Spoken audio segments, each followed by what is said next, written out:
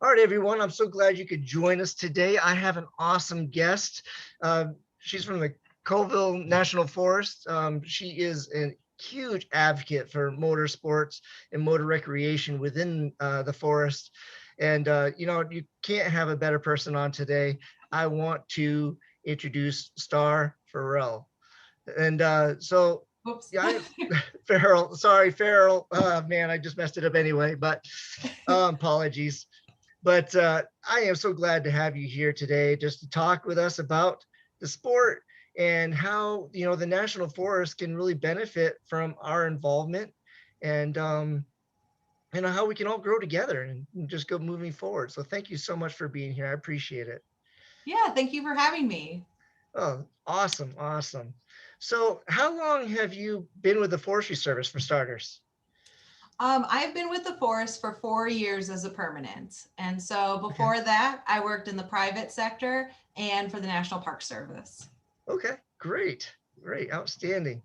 And tell me about, yeah, I know you don't currently ride now, but tell me about your first ATV experience or like how your initial impression was for you. Yeah. So when I was growing up, I grew up in really like outside of Yuma, Arizona. So out in the deserts, middle of nowhere. Hmm. And ATVs were just, it was the norm. Everybody had one, everybody was riding. They had little toddler sized ones, all up to the big ones that everybody was on.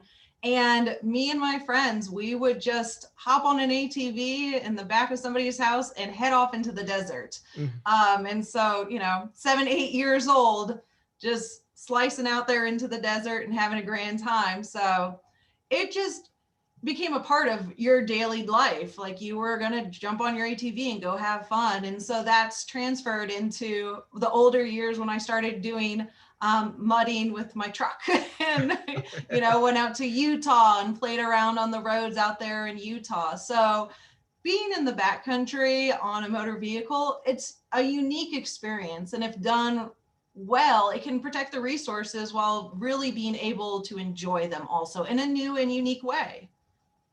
Yeah, that's great. That's awesome. It's funny. I was actually in the military with a guy from Yuma, and he told me about what it was there. He's like, "There's not a lot to do," and basically that was one of the things he expressed. He's like, "You just prayed that you knew somebody with a three wheeler or a four wheeler or somebody to get away and so forth and such." But Yeah, uh, that's the norm out there. It's all three wheelers and four wheelers. Like you're on a quad most days.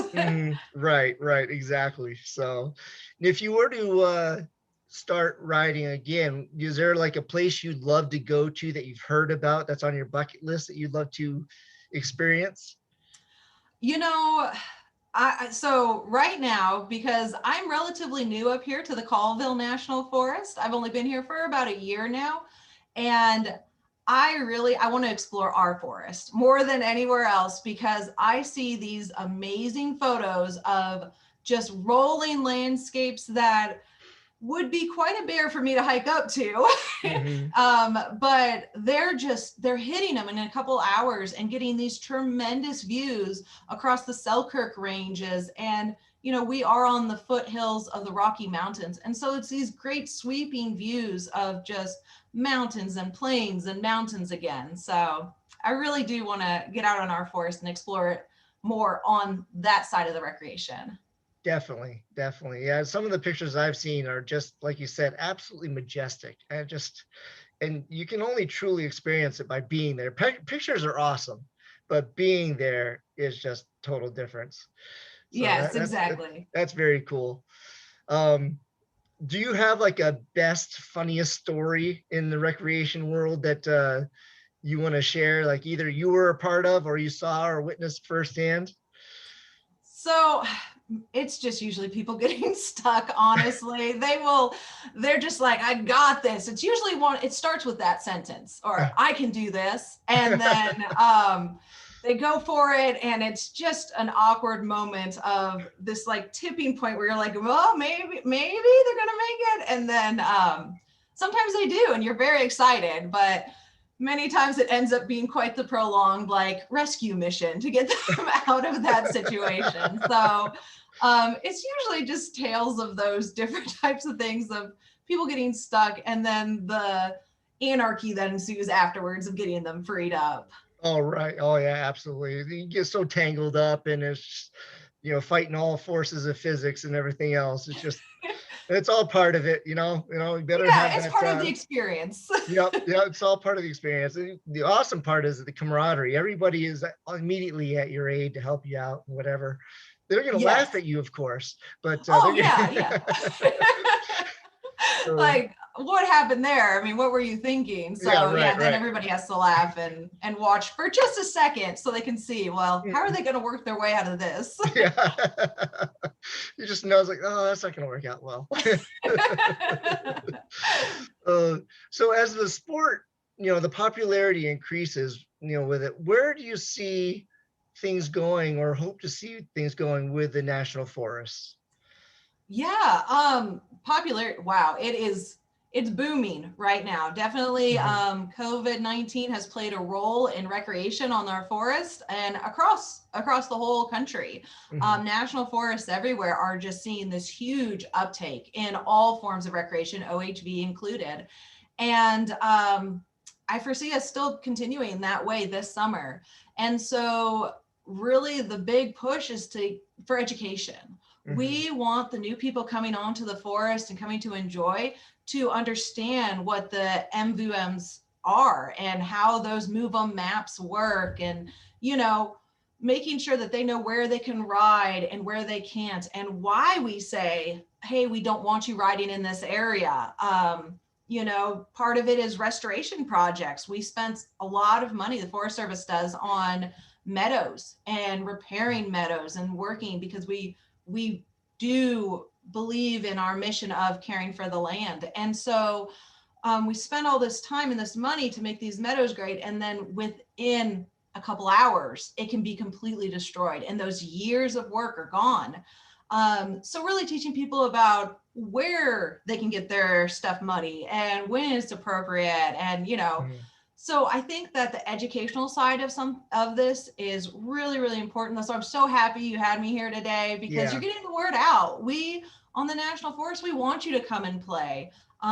Most of our forests will have areas that are designated for ATV uses.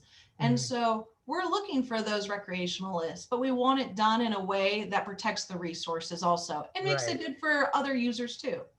Yeah, absolutely. I mean, a lot of times, if the why can be expressed, it's a lot more better received.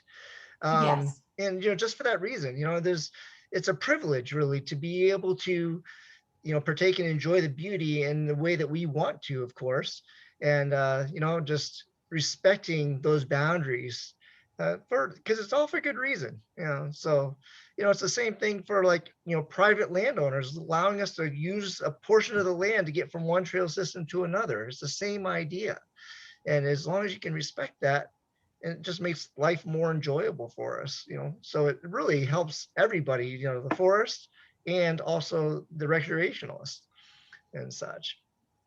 So that's awesome. I'm just really glad that you're willing to help, get this message out, and have everybody understand the importance of it, because there's so many people that fight so hard to have everybody work together, across the board, all the way up to Congress and the Senate and so forth, to fight for our rights. But then you have someone come along and just do one silly thing, and it's like, oh, they did this one bad thing, and okay, let's shut it all down. And it's just too bad. Yes. Yeah, and that's the upsetting part is because that one person can do so much harm so quickly.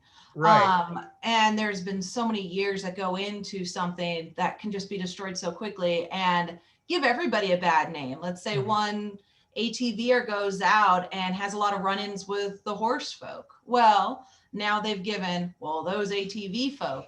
We don't want that. We want to create positive interactions between both user groups, and really that's a large push we have on the Colville. We have the ambassador program here, Mhm. and the ambassador program is ROHV users who do go out and they do education, and they spend so much time talking to new users and making sure they know how to use the maps and where to go.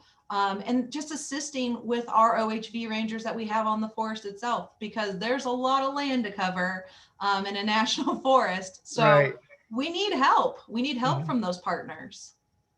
That's great. And, I encourage everybody to get involved, even if it's just a weekend, a month or whatever, to do something. It's amazing what that little bit that everybody does, how quickly that adds up. Oh, And, yes. and um, so as the sport increases and so forth, and my concern is with the concentration of smaller areas, you tend to likely do more damage unless, because that's why I want to have areas expanded, because if you can have 100 people on an entire massive riding area, you might not even see someone else. But and that's why it's important to me to make sure that people understand that we need to keep our areas as big as possible. That way it doesn't concentrate and have so much damage on one particular area. I mean, am I right in that thinking? And that's a good Yeah. tactic? I think that is a good tactic. I think the way to make that happen, especially with the national forest, is for people to volunteer. We, as a national forest, we don't have the capacity to be able to sometimes open up additional trails. And so, or even to maintain the ones we currently have is very, very challenging for us. So we Right. lean on those volunteers. And I would encourage everybody, if you have a local group of, just riders who enjoy getting out together, talk to your local forest, find out who the recreation planner is, and work with them. Set up volunteer agreements and start building that dialogue between you and the sites you want to use. And then from there, you can start looking to expand those areas and say, okay, well, could we look at maybe opening this road as a possibility for ATVs? And they'll work with you. Your forest, we're here to serve you. And so we just need to hear from you. If we don't hear anything, we don't know there's a problem. So Hmm.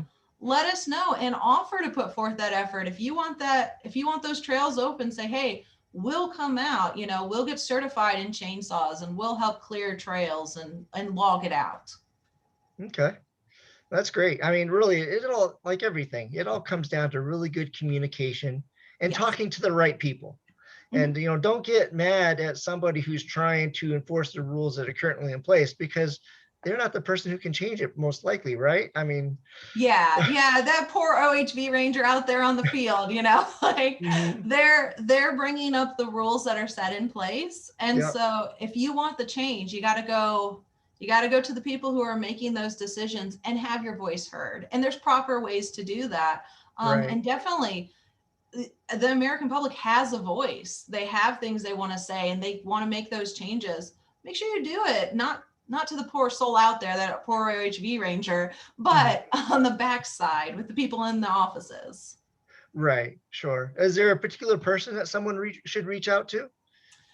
Most forests are going to have a recreational manager, and Okay, that's going to be the person who you're going to want to talk to. And so okay, you can just contact your supervisor's office, and they'll be able to direct you if it's a district or if you're just looking for the forest in general. They'll be able to direct you to that person who really oversees the OHV area you're most interested in. okay. Perfect. Okay, very good. Um, and then so basically also the volunteering, you mentioned that earlier. Um, should they also reach the recreational manager as well for volunteering? Yeah, they're going to definitely know all the volunteer players. Usually on, I believe, most of the Forest Service websites, there's going to be a little tab on the left-hand side that says volunteer. And it's going to tell you where to go, how to link in with it.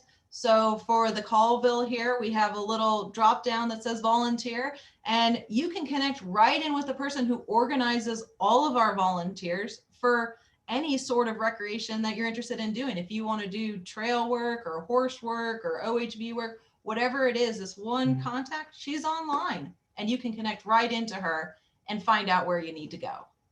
That's awesome. Awesome. Where, if there was one thing you would like to see improve in 2021, this season that we're coming up on, for riding in the summertime, what would that one thing would you like to see?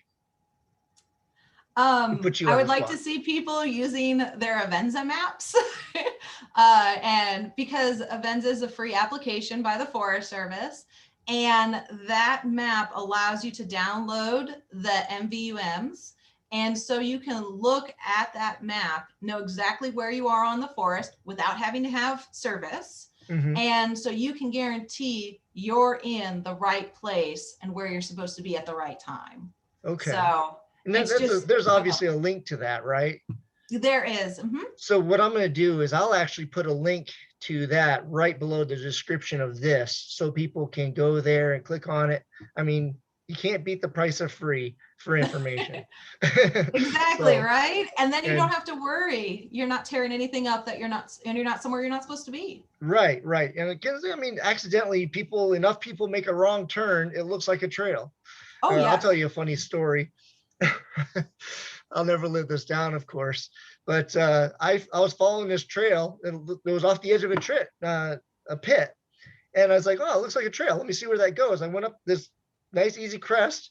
Well, I was in a side by side. I'm nosed over I'm blind over my nose. Well, it turns out it was an immediate drop off Oh, no. of all these small, tiny little trees.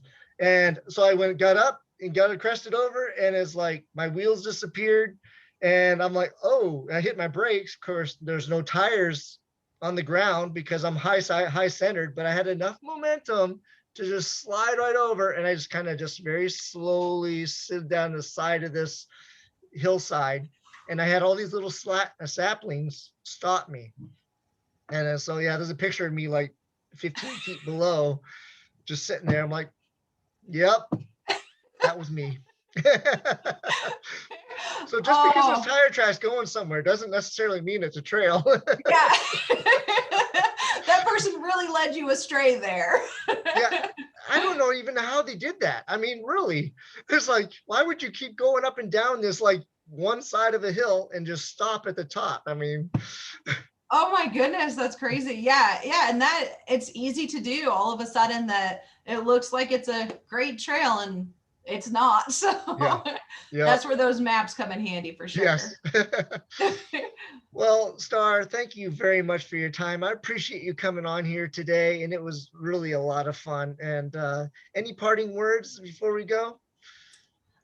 Just have fun out there, Yeah. enjoy yourself, enjoy your forests, and have a great time this year. We need to relax a little bit, I think. So just if you Yes. follow those little guidelines and make sure you're following the rules, you'll have a great time. Right, right. You and everybody else around you for sure. So Exactly. again, thank you very much.